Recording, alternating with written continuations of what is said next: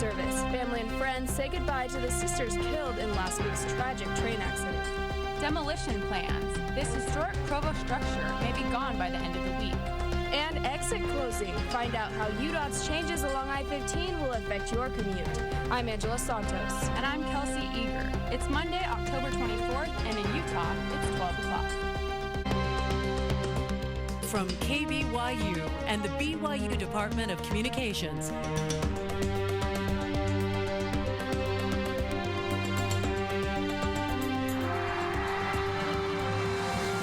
This is the award-winning 11 News at noon. After weeks of waiting for an answer, friends and family of 16-year-old Alexis Rasmussen are now dealing with their tragic loss. A break in the investigation came last week when police identified the remains they found in a Morgan County grave. Alexis was last seen babysitting for a family that lived nearby 7 weeks ago. Friends remembered Alexis as they gathered to hear the news. I'll always love her. She'll always be in my heart. She'll be in all of our hearts. I couldn't believe it. It doesn't feel real to me. I don't know what I'll do without her. Police say a confidential tip led them to the gravesite. Investigators are still working to determine the cause of death as well as who is responsible. A Provo woman says a man she called for a ride kidnapped and robbed her. The unnamed 36-year-old woman told police that when her ride picked her up, he brought two men she didn't know. She says she got scared and tried to escape, but the men pinned her down and took her belongings. She says they dropped her off at a park mostly unharmed. Police are still searching for the suspects. The Spanish Fork community is still mourning the loss of 3 girls who died in a Spanish Fork Canyon train accident. 1 week after the accident came the funeral for the last 2 of the 3 girls. 11 News reporter Brooke Davis has the details.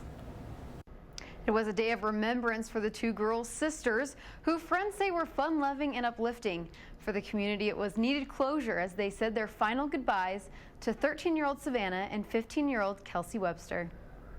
They were like super awesome because they were just like always fun, and like they always lived like spur of the moment. Everyone just seemed to gather around her and just want to be near her because she was so sweet and just so fun to be around. Friends and family came together at an LDS Stake Center in Spanish Fork, and although it was a somber day, friends of the girls had smiles on their faces as they recounted the personalities of Kelsey and Savannah. We just said like their fun-loving spirit and how they always like could brighten up someone's day by saying like something random. She was so sweet. She never rumored or said anything bad about anyone. Mourners said that even though they feel grief, it was not the overall emotion of the service. Everyone's probably sad, but we're also like celebrating their life, and so there might be like mixed feelings, like of sad and happy and just remembering them. The community has rallied together for the families involved, donating money for the funeral services, sending sympathy cards, and holding a best dress day in the high school and junior high. The sister's mother said on her blog that the support has carried her through and that she knows her girls are safe in heaven. A devastating loss for their families and community, but there is a way to give donations to help the family cover medical costs. The details are on our website at 11news.byu.edu, where you can click on this story for the info. Back to you guys. The demolition of a historic Provo building may start by the end of this week. The city declared the Roasted Artichoke building on Center Street a safety hazard after it went into disrepair. The owner says the demolition will cost her more than $100,000. She has a buyer for the land, but they haven't announced what will replace this historic building. Financial problems halted work on Midtown Village in Orem years ago, and now a lawsuit claims that some of those problems were the result of fraud. The suit says some investors used more than $8 million in Midtown funds for personal expenses such as vacation cabins, mortgage payments, and to pay off personal debt. Investigators are looking into the claims, and the property goes on the auction block next month. The Orem City Council will choose a new mayor tonight to replace Mayor Jerry Washburn. He died late last month with 2 years left in his term. 13 people have shown interest. Among those looking to replace him are current and former city council members and former state legislator Norman Nielsen. The council will announce the decision at 6 o'clock. Police are trying to figure out why officers pepper sprayed dancers at a high school football game. After the game between Union and Uinta High, a group began performing a traditional Polynesian dance. Police tried to push through the dancers to provide an exit for the players, but when they couldn't, they used pepper spray.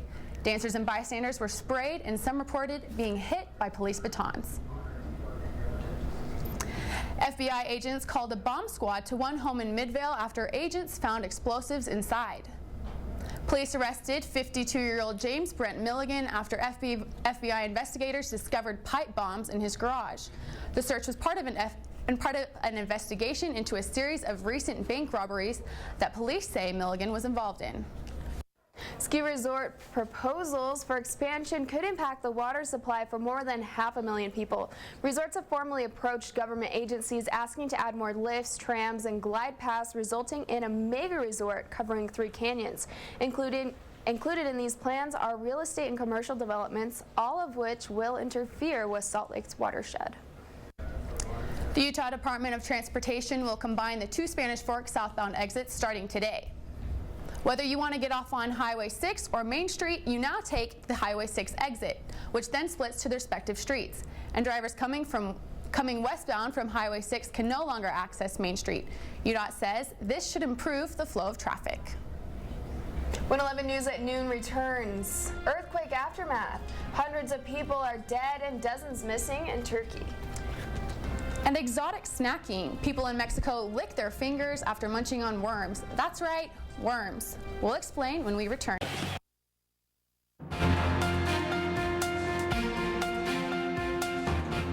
A powerful earthquake rocks Turkey. People vote in the first elections in Tunisia, and New Zealand brings home a trophy.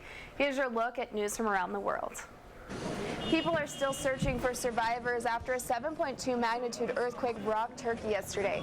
About 25 apartment buildings, a student dorm, and a medical building collapsed during the quake.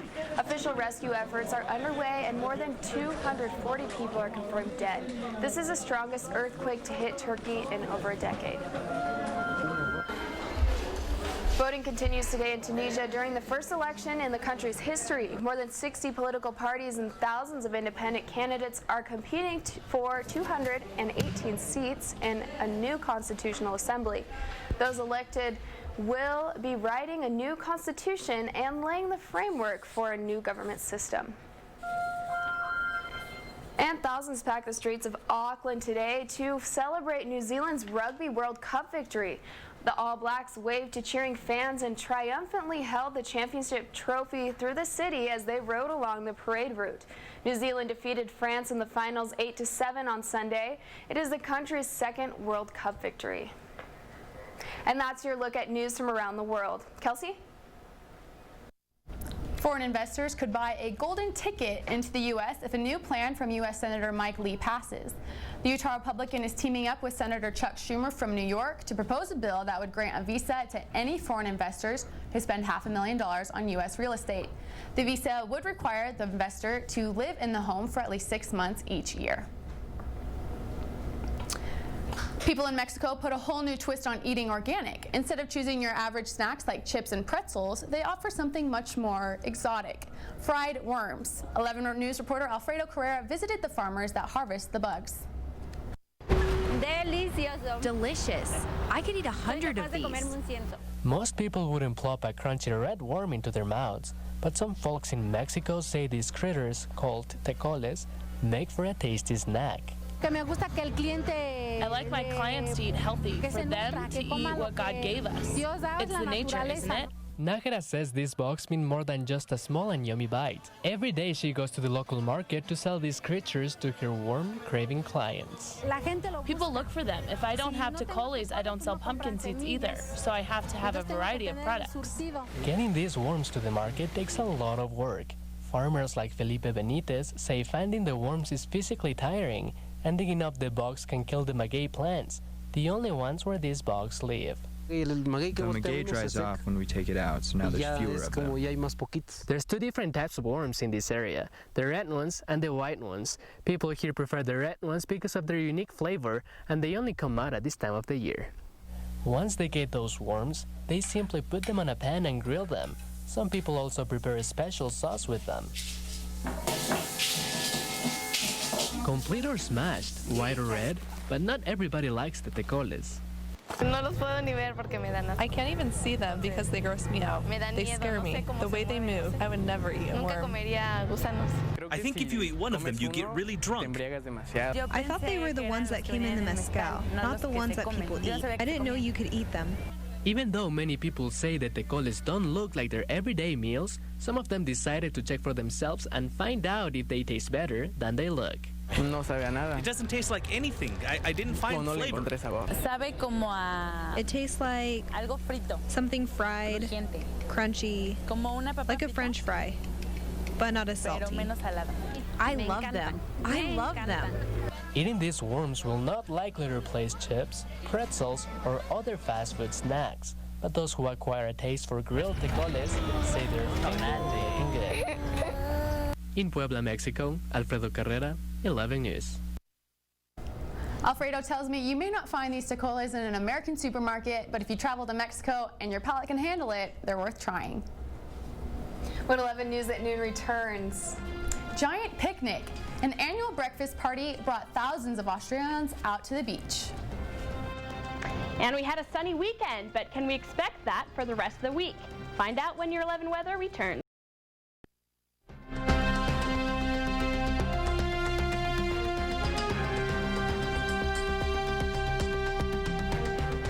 This fall weather that's actually kind of summer-ish, still nice. I know, it's still really nice outside today, so. Definitely, we had such a great weekend. My family came into town. We went to Antelope Island, and we were just able to enjoy that sunshine and those nice like 70s. Yeah, so as we hit the rest of the week, and it's already the end of October, we're going to keep cooling down, but we're going to see some nice sunny weather as well. Outside right now, we're looking at such a beautiful day with great blue skies, a little clouds here and there, but just that great sunshiny weather, and we can still enjoy those fall colors. Currently outside it's 52 degrees with a 58% humidity, so that's why we felt that really cool, brisk morning, but as we're heading into today, it is going to heat up to a nice 71. What you can expect today also is mostly clear skies heading into the night, and as the sunset is coming in sooner and sooner with daylight savings just right around the corner. You can expect it about 6:34 p.m. Across the United States, we are looking at a nice storm that's developing over northwestern part of our state, hitting mostly Idaho. It is a cold front. It's got lots of rain, lots of storms. We won't be seeing it for today, obviously, with our nice 71, but as we head into the night, we could be seeing rain. So make sure you prepare for that. Looking at our Utah highs, though, we're not being affected by that rain today, so we're looking at some 60s and some 70s, 66 in Logan, 75 in Provo, and of course our St. George friends seeing that nice 80 as usual. And so the southern 5-day forecast, they're looking at some Monday, the last 80 actually for the week, and then hitting Tuesday and Wednesday, cooling down quite significantly, especially on Wednesday. You're going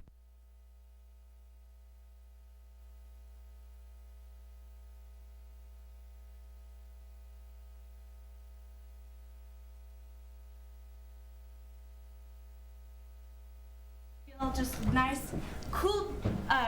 On Wednesday you can expect that rain, but again, warming up. Great. Good. Thanks, Sarah. Thanks. So BYU had a big blowout this weekend. That's right, Brian. I left the game early. Yeah, no, it was a pretty big offensive explosion, but you're right, it was just a little bit boring. Riley Nelson alone was personally involved in 4 touchdowns. After the break, I'll show you who else would find the end zone for the Cougars. And realignment isn't just for football. The BYU men's soccer team might be getting a new home too. All coming up next.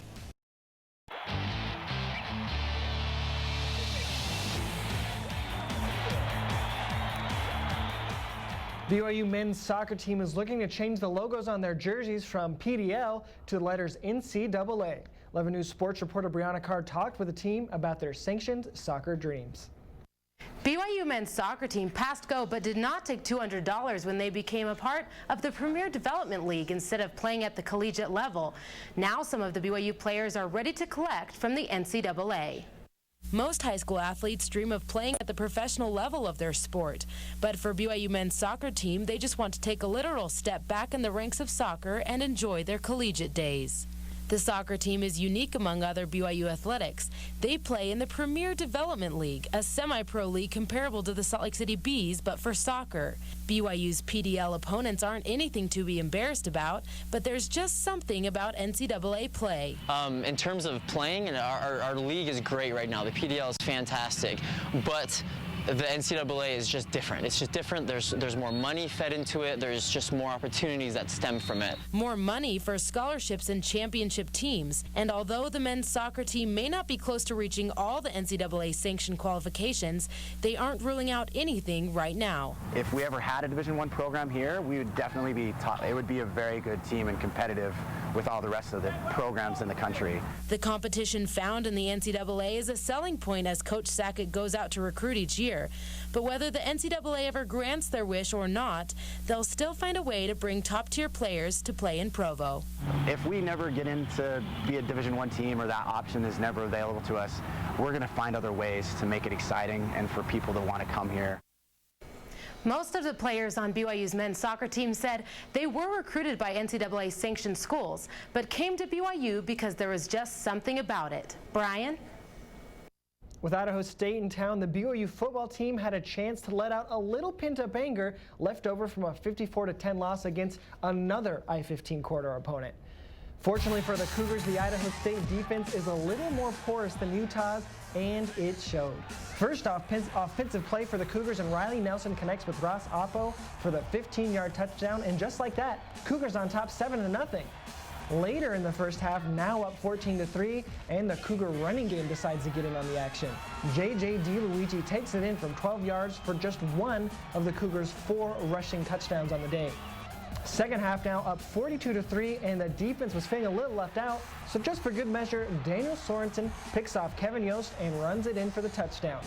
Cougars dominate 56-3 and get a little I-15 street cred back. Well, kind of. Their outstanding performance also led to a few awards, as quarterback Riley Nelson and linebacker Kyle Van Noy both received FBS Independent Player of the Week recognition. Nelson threw 3 touchdowns and ran in another before being pulled in the third quarter. Van Noy wasn't any less impressive on the defensive side, recording 2 sacks and a blocked punt. With the Bengals in their rearview mirror, the Cougars now look forward to their primetime ESPN game against TCU in Cowboy Stadium. Coach Bronco Mendenhall says it will be an important step in the program's progress. Eventually our program will have to, as it once did, 2 years in a row, be able to compete and beat TCU or teams like that at a consistent level so we can move the program forward. Yeah, it'll be exciting to see what they can do against a team that's a little bit better than Idaho State. Just a little. And I know you're from Texas, so are you looking forward to it? Yeah, no, Cowboy Stadium's actually only about a mile and a half from the house I grew up in, so. So what are you guys going to root for, BYU or TCU? BYU, for sure. Okay. BYU. Good. Thanks, Brian. Still to come on 11 News at noon. Beach breakfast. People who gathered around for this brunch might have gotten sand in their juice. We'll be right back.